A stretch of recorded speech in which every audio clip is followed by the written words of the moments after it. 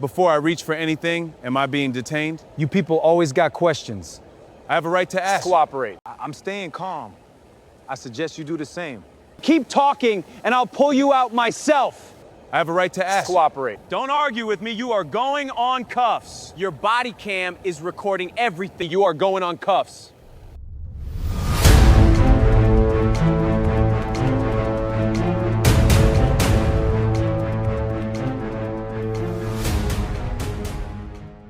Rain fell across downtown Atlanta on a cold Friday night.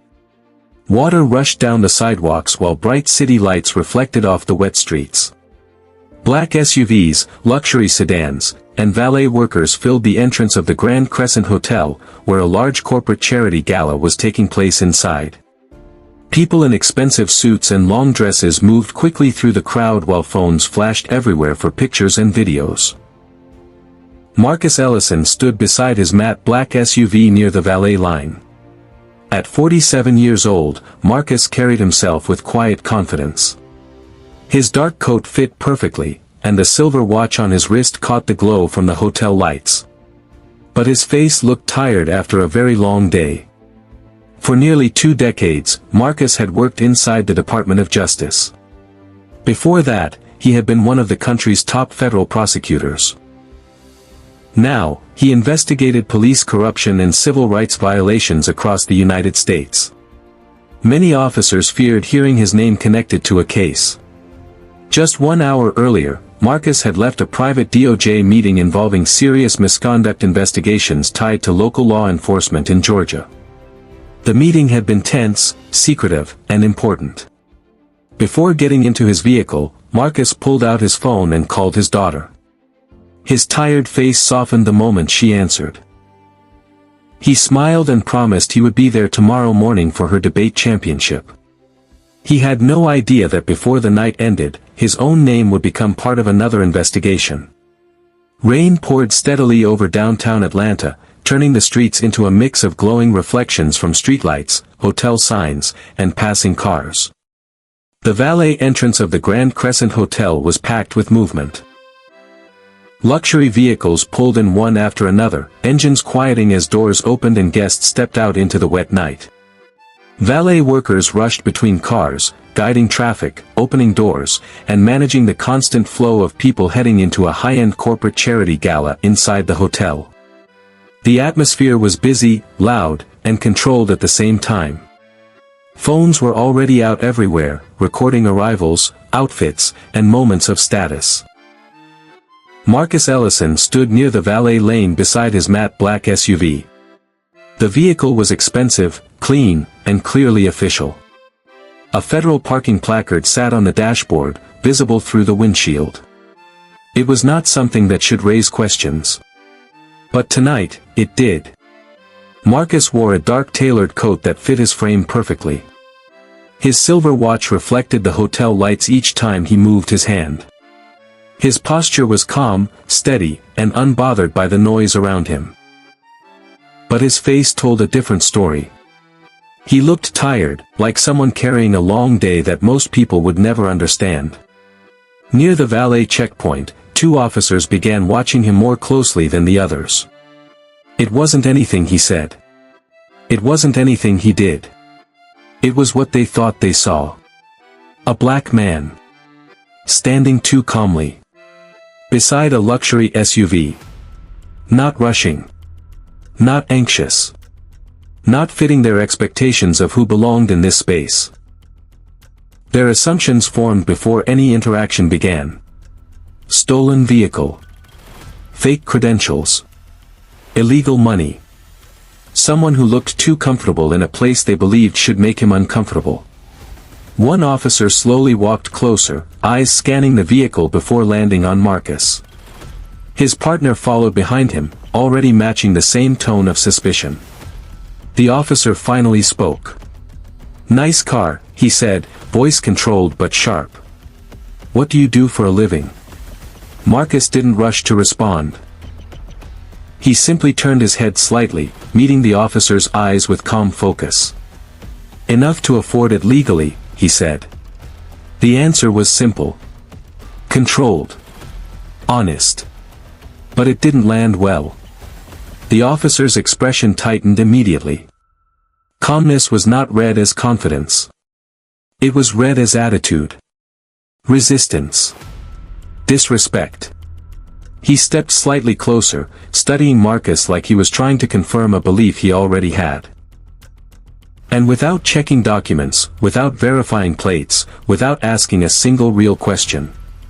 The decision had already been made. Marcus slowly reached into his coat, keeping every movement calm and controlled.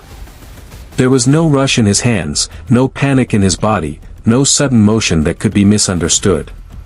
He understood the situation clearly now, even if the officers clearly did not. He pulled out his driver's license first. Then he added his Department of Justice credentials. Finally, he placed his federal investigator badge in view.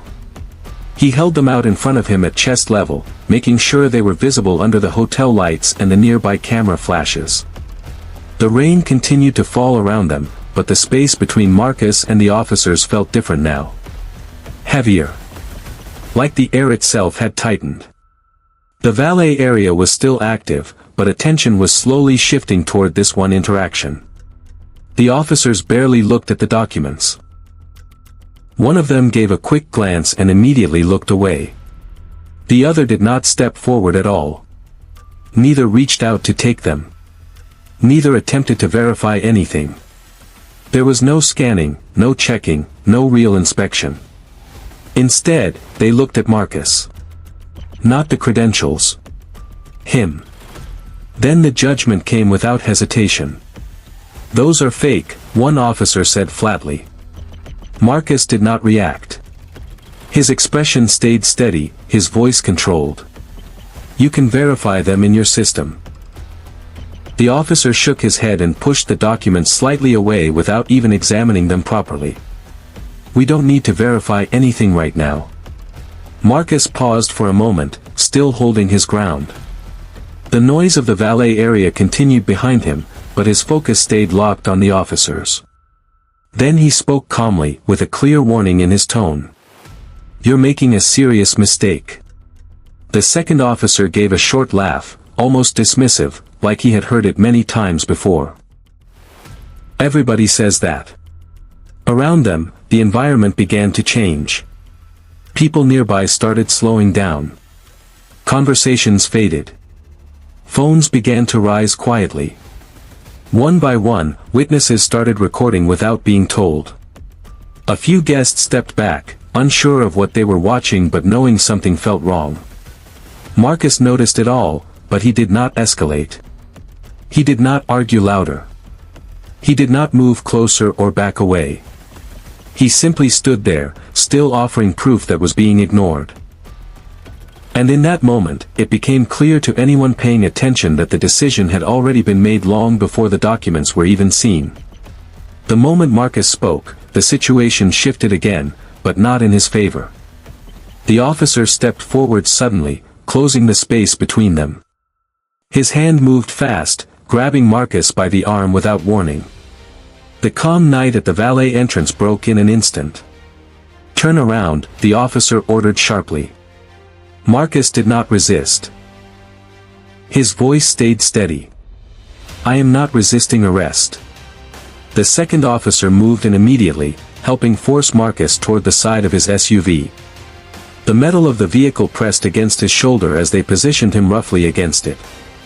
Rainwater ran down the car and onto the pavement where their feet shifted. "Hands behind your back," one officer said, already pulling out handcuffs. "This is unnecessary," Marcus said calmly. "You are escalating a situation that does not exist." But the cuffs still came out. The metal clicked shut around his wrists. "Obstruction," one officer said quickly. "You are interfering now." Marcus exhaled slowly, still controlled. "I have complied with every instruction." The officers did not respond to that. Instead, they tightened control of the situation, physically guiding him as if he had already been proven guilty. One of them moved his briefcase, which had fallen earlier, and it hit the ground harder this time. The latch popped open again, spilling documents across the wet pavement. Federal files. Case notes. Reports. Pages scattered near puddles and shoes. Around them, the valet area started reacting. Valet workers stopped moving cars. Tourists turned fully toward the scene. Phones came out everywhere now, no longer hidden. Some people began recording openly. One person even started a live stream, holding their phone high above the crowd. Marcus turned his head slightly, looking toward the growing number of cameras. His voice stayed calm but firm. "Officer, your body camera is recording a federal civil rights violation." The officer leaned closer and snapped back immediately. "Shut your mouth." The tension rose again. Rain kept falling, but no one moved away now. The crowd had formed a circle of witnesses. And then, without hesitation, one officer shifted his stance and reached toward his taser, even though Marcus was fully compliant, fully cuffed, and standing still. Marcus's expression changed the moment he realized they were not backing down. It was subtle, but real. His breathing stayed steady, but his focus sharpened. The calm civilian energy was gone. In its place was something colder, more precise, like a switch had been flipped inside him. The moment Marcus understood the officers were not going to verify anything, he stopped responding like a regular person. Instead, he began speaking like an investigator building a legal record. He read out badge numbers slowly and clearly so the cameras could capture them. He asked for their supervisor in a calm voice that carried across the valet area. He began documenting everything in real time. The time of the stop. The refusal to verify credentials. The use of force. The escalation without cause. Every sentence he spoke was structured, deliberate, and controlled. It was no longer a conversation. It was a record being built. The officers noticed the shift, but it did not stop them. Around them, the crowd grew more uncomfortable. People were no longer just watching a random arrest. They were witnessing something that felt wrong, even if they could not fully explain why. Phones stayed raised, and recording continued from multiple angles. A woman near the valet entrance shook her head slowly and whispered to someone beside her, "This doesn't look right." That sentence spread quietly through nearby witnesses, changing the energy again. Doubt was now entering the crowd. Marcus did not look at the crowd. He did not engage the officers emotionally. He stayed focused on the record, speaking with complete control. The situation was no longer about stopping him. It was about documenting what would happen next, no matter how far the officers were willing to go. A black SUV pulled into the valet area with urgency, tires splashing through the wet pavement as it came to a stop near the scene. The energy changed immediately. People shifted their attention again, sensing that something about this moment was not ordinary anymore. Doors opened fast. First out was an assistant U.S. attorney, moving quickly with focused eyes. Behind him stepped an FBI supervisor, scanning the scene with sharp awareness. The third person was a Department of Justice regional director, his expression tightening the moment he took in the situation in front of him. The FBI supervisor stopped completely when he saw Marcus standing there with handcuffs on. For a second, he did not speak. He just looked, as if confirming what he was seeing was real. Then his voice came out slow and serious. "Why is a Department of Justice investigator in handcuffs?" The question hit the space like a shock. Everything around the valet area seemed to freeze. Even the officers holding Marcus did not respond right away.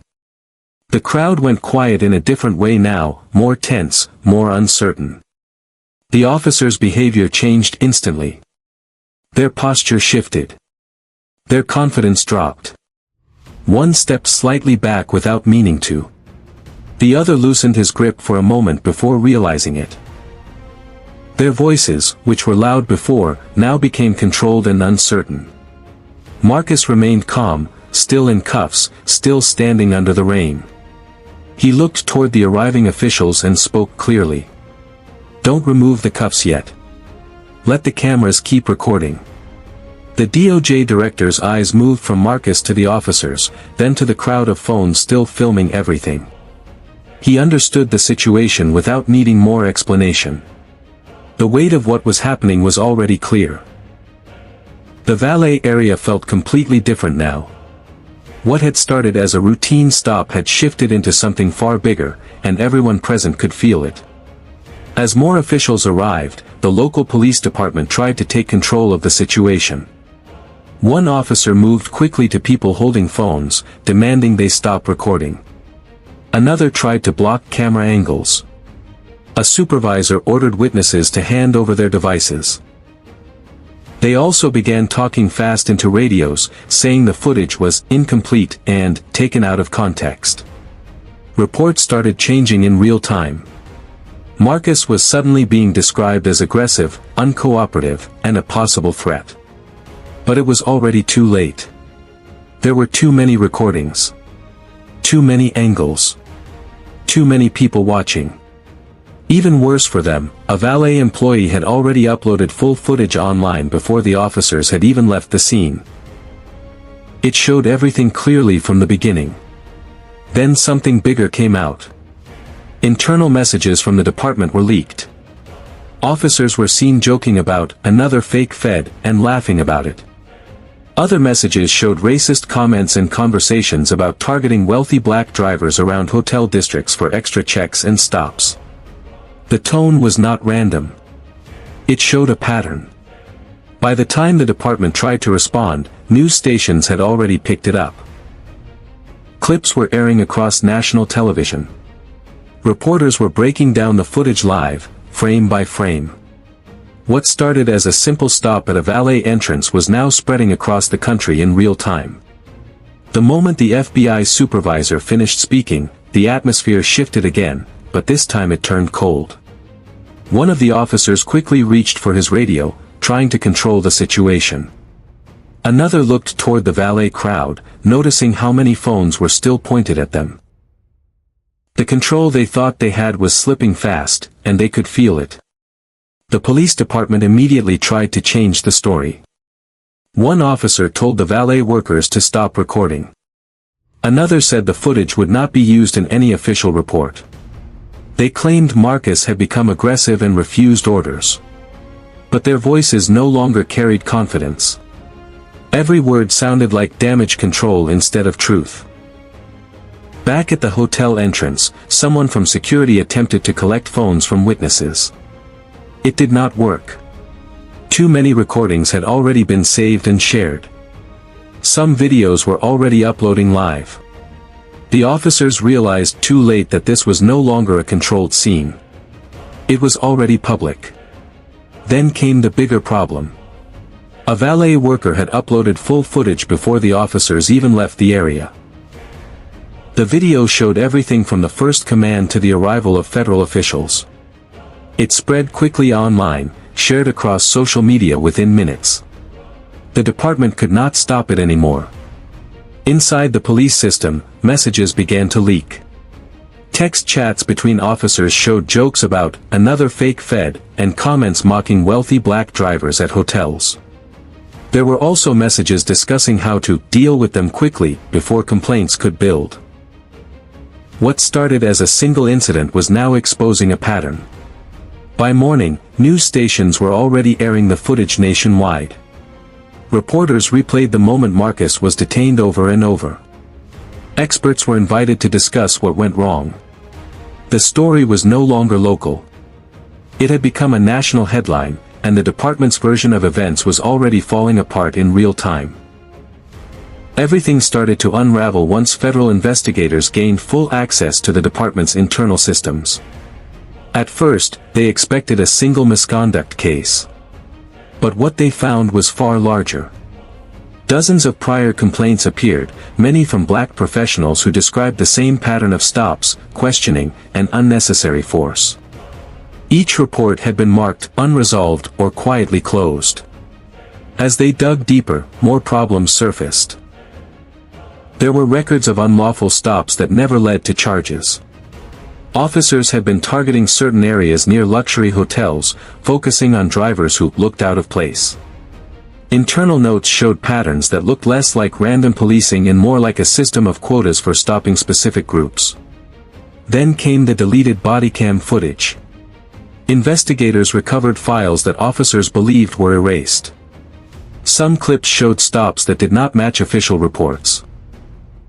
Others showed conversations between officers admitting they had cleaned up incident descriptions before submitting them. The gap between what happened and what was reported kept growing. Racist group chats added another layer.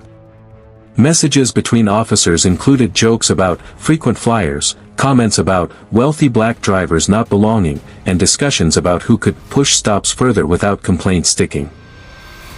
The tone was casual, as if nothing they said would ever be seen outside the group. Pressure inside the department increased quickly. One rookie officer eventually broke down during questioning and agreed to cooperate. He confirmed that officers were trained informally on who to stop more often and how to justify it in reports. His statement opened the door for more interviews, and others began to follow. FBI analysts then confirmed a disturbing pattern. Successful black professionals were being stopped more often, searched more aggressively, and documented with higher suspicion ratings. Reports were being altered to justify actions after the fact. In many cases, no real cause for the stops existed at all. By this point, leadership could not deny it anymore. Evidence showed they had known for years but failed to act. Internal warnings had been ignored or buried. What began as a single detention was now clearly expanding into a full federal corruption investigation that reached every level of command. Everything collapsed once the federal indictments were announced. Officers who once felt untouchable were now facing handcuffs themselves. Federal agents moved in early morning raids, collecting evidence, seizing phones, and taking statements. The same system they trusted to protect them was now investigating them. One by one, the consequences hit. Officers were arrested on federal charges, including civil rights violations and falsifying official reports. Court documents detailed patterns of unlawful stops and deliberate targeting. Some officers accepted plea deals. Others went to trial and received prison sentences that ended their careers overnight. The police chief resigned under pressure before he could be formally removed. His exit statement was short, but it did not stop the damage. Internal affairs records became public, and the city was forced to face how deeply the problems had gone. Soon after, pensions for several senior officers were revoked as misconduct findings became final. The city itself faced a massive lawsuit that no longer could be ignored or buried. Civil rights groups joined the case, and public pressure grew stronger each day. The settlement that followed was historic. Marcus was awarded $18 million, along with full federal support for structural reform inside the department. As part of the agreement, new rules were introduced. Mandatory body cameras became required for every officer. A civilian review board was created with real investigative power. The Department of Justice placed ongoing oversight to ensure compliance and prevent future abuse. The system was forced to change from the inside out. After everything settled, Marcus chose not to walk away. Instead, he created the Ellison Justice Foundation, an organization dedicated to helping victims of police misconduct. The goal was simple: give people legal support when they had no voice and no protection against abuse of power. The final truth was clear. The officers believed they were humiliating another black man who would stay quiet. What they never understood was that the man they detained had spent nearly 20 years investigating officers just like them, building cases against corruption long before they ever met him. Now the question remains: do you think those officers deserved prison time, or should the punishment have gone even further? Share your thoughts in the comments below. And if you believe accountability matters no matter the badge, subscribe for more stories that expose what really happens when power is misused and the cameras never stop rolling.